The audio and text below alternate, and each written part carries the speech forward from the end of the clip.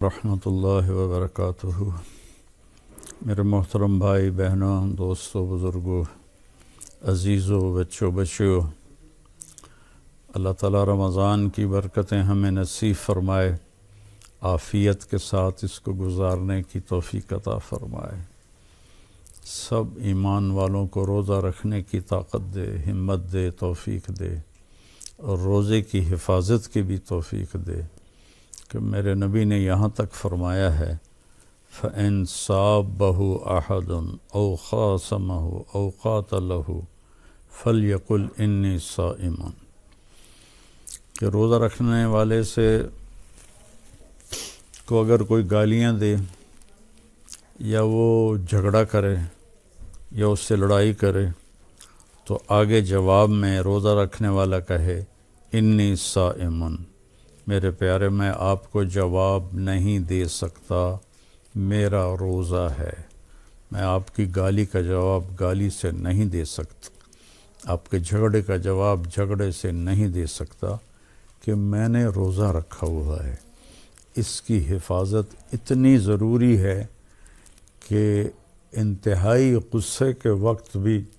میرے نبی نے فرمایا لگام دو، اپنے زبان کو لگام دو اپنے روزے کی حفاظت کے لیے، کہ گالی دینے والوں کی آواز سگاں کبنا کو نہ درس کے گدارا۔ تو اللہ ہمیں اس طرح روزہ رکھنے کی توفیق نصیب فرمائے، غیبت نہ ہو، چغلی نہ ہو، بد نظری نہ ہو، کبیرہ گناہ نہ ہو، والدین کی نافرمانی نہ ہو، رشتہ داروں سے لڑائی جھگڑا نہ ہو، کسی کے بارے میں دل میں بغض نہ ہو، نفرت نہ ہو۔ شراب کی عادت ہے تو توبہ کر لیں، چھوڑ دیں، چونکہ شراب پینے والا جو مستقل عادی ہوتا ہے، رمضان کی جو لیلۃ القدر ہے، شب قدر ہے، جس میں اللہ سارے ایمان والوں کی بخشش فرماتا ہے، اس میں جو عادی شرابی ہے اس کی بخشش نہیں ہوتی، والدین کو ناراض کرنے والے کی بخشش نہیں ہوتی، رشتہ داروں سے لڑنے والے کی بخشش نہیں ہوتی،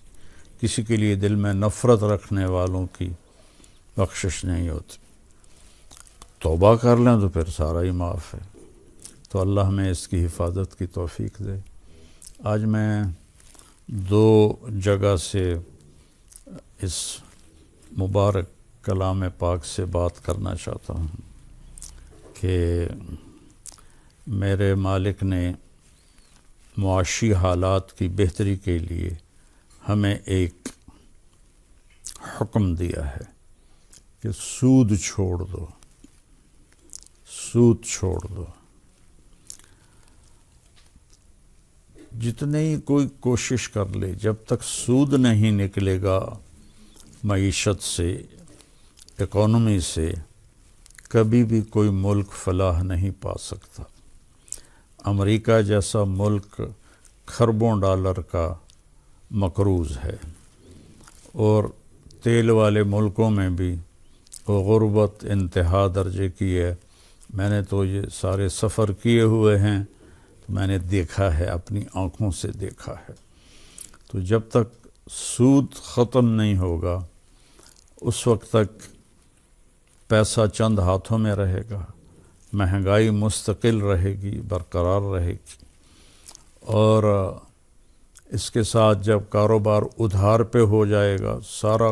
بازار ادھار پہ کاروبار کر رہا ہے، تو اس سے بھی کبھی مہنگائی کنٹرول میں نہیں آئے گی۔ لیکن سود کے بارے میں اللہ کیا کہتا ہے؟ یا ایھا الذین آمنوا اتقوا اللہ وذروا ما بقی الربا ان کنتم مؤمنین، ایمان والو اللہ سے ڈرو اور سود چھوڑ دو اگر تم ایمان والے ہو۔ فَإِنْ كَانَ ذُو عُسْرَةٍ فَنَظِرَةٌ إِلَىٰ مَيْسَرَةٍ، اپنا اصل قرضہ واپس لو اور سود کو چھوڑ دو، اور اگر تمہارا مقروض آدمی تنگ دستی میں ہے فَنَظِرَةٌ إِلَىٰ مَيْسَرَةٍ، پھر اسے اچھی مہلت دو کہ وہ کر سکے، ادا کر سکے۔ چند دن پہلے میرا ایک جاننے والا تھا، وہ KPK سے آیا، 5 لاکھ کسی کا دینا تھا، تو اس نے دیر کر دی، غریب آدمی ہے، نہیں دے سکا، تو انہوں نے اس کے بیٹے کو اغوا کر لیا اور دھمکی دی کہ اگر فلاں دن تک پیسے نہ دیے تو ہم تیرے بیٹے کو قتل کر دیں گے۔ ایک ہی اس کا بیٹا تھا۔ وہ پھر بھاگا میرے پاس آیا روتا ہوا، میں نے اسے دے دیے 5 لاکھ کہ اپنے بیٹے کی جان بچاؤ۔ تو میرا اللہ کہہ رہا ہے ان کان ذو عسرۃ فنظرۃ الی میسرہ، اگر مقروض کو تنگی ہے تو اسے مہلت دو یہاں تک کہ وہ آپ کو ادا کر دے۔ ان تصدقوا خیر لکم، اور اگر اسے قرضہ ویسے ہی معاف کر دو تو یہ تمہارے لیے بہت ہی بہتر ہے۔ میرے نبی صلی اللہ علیہ وسلم نے آخری حج آخری خطبہ میں فرمایا کل ربا الجاہلیت موضوع، اور ایک روایت میں آتا ہے کہ تحت قدمی ہاتین، زمانہ جاہلیت کا جتنا بھی سود چل رہا تھا وہ میرے قدموں کے تلے دفن ہو گیا، آج کے بعد کوئی سود نہیں ہوگا، لا ربا، اصل مال ہوگا، سود نہیں ہوگا۔ حضرت عباس رضی اللہ، اور سب سے پہلے میں اپنے چچا عباس بن عبد المطلب کا سود معاف کرتا ہوں۔ عباس بن عبد المطلب رضی اللہ تعالی عنہ، جن کے مشہور بیٹے ہیں عبداللہ بن عباس اور فضل بن عباس اور قسم بن عباس، عبید اللہ بن عباس، وہ ایک بینک تھے، پورے حجاز میں ان کے مقروض موجود تھے، اور بہت بڑا ان کا سلسلہ تھا سود کا۔ تو جب انہوں نے سنا کہ اللہ کے نبی نے فرمایا کہ میں اپنے چچا کا سود معاف کرتا ہوں، تو انہوں نے آگے کہا کہ میں اب اپنا اصل بھی معاف کرتا ہوں، کہ میرے نبی نے سود معاف کیا، میں اصل بھی معاف کرتا ہوں۔ اس کے نتیجے میں کیا ہوا کہ حضرت عباس کی اولاد کو اللہ نے 524 سال اسلامی سلطنت کا مالک بنایا، اور 524 برس انہوں نے حکومت کی، 132 ہجری سے لے کر 656 ہجری تک بنو عباس، حضرت عباس رضی اللہ عنہ کی اولاد کی حکومت رہی۔ تو اب اللہ تعالیٰ فرماتا ہے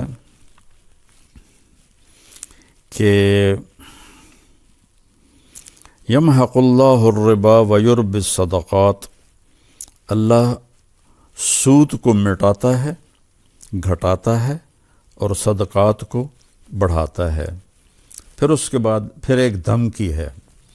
کہ ومن عاد فاولئک اصحاب النار ہم فیہا خالدون۔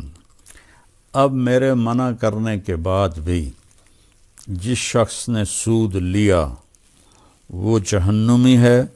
اور اس میں ہمیشہ رہے گا۔ حالانکہ ایمان والے جتنا بڑا گناہ ہو، شرک نہیں ہے تو ہمیشہ نہیں رہیں گے، نکال دیے جائیں گے، لیکن سود کھانے والا، دینے والا نہیں، سود کھانے والے کو اللہ نے اتنی خوفناک دھمکی دی ہے کہ تجھے بھی جہنم میں پھینکوں گا کافروں کی طرح، اور تو ہمیشہ اس میں جلتا رہے گا۔ تو میرے گزارش ہے، چونکہ اب یہ سود عوام میں بھی پھیل گیا ہے، چاروں صوبوں میں لوگ سود پہ غریبوں کو قرضہ دیتے ہیں، کسی کی بیٹی کی شادی ہے، کسی کا علاج ہے، کسی کا گھر کی چھت گر گئی ہے، وہ قرضہ لینے جاتے ہیں، وہ سود پہ دیتے ہیں، اور چاروں صوبوں میں ہے، سود ہی سود پھیلا ہوا ہے۔ تو ہمیشہ کی جہنم اس کو سوچ لیں، اور یہ جو آپ چند پیسے ان کی رگوں سے نکالتے ہیں اس کو سوچ لیں، تو چھوڑنا آسان ہو جائے گا۔ اور جو سود پہ قرضے لیتے ہیں ان کو منت کرتا ہوں کہ اپنی ضرورت پہ قربانی دے دو، لیکن سود پہ قرضہ نہ لو، ساری زندگی وہ ذلیل ہوتے رہو گے اور کبھی برکت نہیں آئے گی۔ اور اللہ تعالیٰ ناراض بھی ہے لینے والے پر بھی، چونکہ اللہ کے نبی نے کہا لعنت ہے سود لینے والے پر اور سود دینے والے پر، لیکن ہمیشہ کی جہنم کی جو سزا ہے وہ اللہ تعالیٰ نے سود کھانے والے کو کہی ہے۔ یہ بڑے بڑے جو گروپ ہیں انہوں نے، ان کے پاس پیسے کی کوئی کمی نہیں، انہوں نے بینک بنا لیے، اور تجارت تو حلال ہوتی ہے لیکن بینک بنا لیے مزید ہوس میں، اور اپنے سارے مال کو حرام کر دیا سود کے پیسوں کی وجہ سے۔ اللہ کا شکر ہے اب اسلامی بغیر سود کے اسلامی بینکاری ہو رہی ہے۔ جس نے قرضہ لینا ہے وہ اسلامی بینک سے لے لے، اول تو ان سے بھی نہ لے کہ قرضہ ایک مصیبت ہے، لیکن اگر لینا پڑ جائے تو پھر ان اسلامی بینکوں کی طرف رجوع کیا جائے۔ یہ جو سود والے بینک ہیں ان سے رجوع نہ کریں، ورنہ ساری زندگی آپ خود بھی پریشان رہیں گے، اولاد کو بھی پریشان کر کے دنیا سے جائیں گے۔ اور یہ جو بڑے بڑے گروپس ہیں جن کے پاس پیسے کی کوئی کمی نہیں، ان کی منت کرتا ہوں کہ بینک بناؤ تو یا بینک خریدو تو اس میں سے سود ختم کر دو۔ اتنی دولت کہاں تک لے جاؤ گے؟ ایک دن موت اٹھا کے قبر میں ڈال دے گی۔ تو سود کھانے والے پر اللہ نے فرمایا کہ وہ ہمیشہ کی جہنم میں رہے گا۔ تو اس میں پھر علماء یہ فرماتے ہیں کہ چونکہ ایمان ہے دل میں تو ہمیشہ تو نہیں رہے گا، سب سے آخر میں جہنم سے نکلے گا۔ دو گناہ ہیں، ایک اللہ تعالیٰ اس میں سود کو بیان کر رہا ہے کہ سود اگر کھاتے کھاتے مر گئے تو ہمیشہ کی جہنم ہے، اور ایک ہے من قتل منکم مؤمنا متعمدا فجزاؤہ جہنم وغضب اللہ علیہ ولعنہ وأعد له عذابا عظیما، کہ جو کسی مسلمان کو محض اپنے غصے میں قتل کر دے یا اپنی جھوٹی عزت کے پیچھے قتل کر دے، یعنی بغیر جرم کے۔ آج کل جو خاندانوں میں دشمنیاں چل رہی ہیں، یہ جو بڑے مافیا ہیں یہ آپس میں ایک دوسرے کے دشمن ہیں اور ایک دوسرے کے لوگوں کو قتل کرتے رہتے ہیں۔ ان دیوانوں کو میرا اللہ کہہ رہا ہے کہ جس نے جان بوجھ کے کسی مومن کو قتل کیا تو فجزاؤہ جہنم، اس کی سزا جہنم ہے، خالداً فیہا، اس میں ہمیشہ رہے گا، وغضب اللہ علیہ، اور اللہ اس پہ سخت ناراض ہوگا، ولعنہ، اور اس پر اللہ اپنی لعنت برسائے گا، وأعد لہ عذابا عظیما، اور اس کے لیے خوفناک بڑا عذاب اللہ نے تیار کر کے رکھا ہے۔ 5 طرح کے عذاب اللہ تعالیٰ نے قاتل کو سنائے ہیں۔ ہمارے یہ جو پہاڑوں کے لوگ ہیں، خاص طور پر بلوچستان میں، ان میں اتنی